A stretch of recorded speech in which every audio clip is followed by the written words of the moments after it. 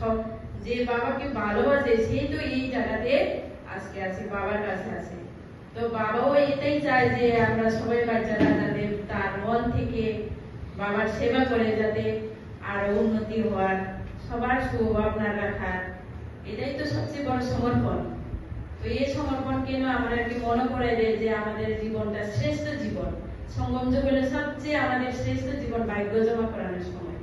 তো এই সময়টাকে আমরা নিজেকে যতটুকু আমরা সুন্দর করে নিয়ে যেতে পারবে, সেইটাই তো আমাদের সাথে ভাগ্যতা যাবে, আর তো কিচ্ছু নিয়ে যেতে হবে না এখানে।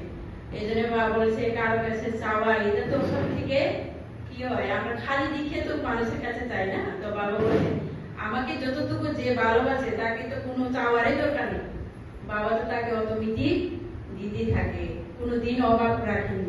বাবার কাছে যতটুকু আমরা ভালোবেসে থাকে বা বাবাকে যে চিনে, যে সত্যিকারের যে ভালোবাসে, সেই তো বাবার ঘরে সেবা দিয়ে দন দিয়ে যে আগে নিজেকে ভাগ্য জমা করানোর চেষ্টা করে।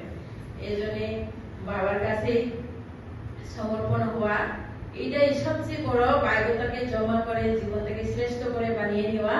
এই সঙ্গম শেষ সময়ে আমরা সবাই ভাগ্য জমা হওয়ার মূল কারণ হলো আমরা একটু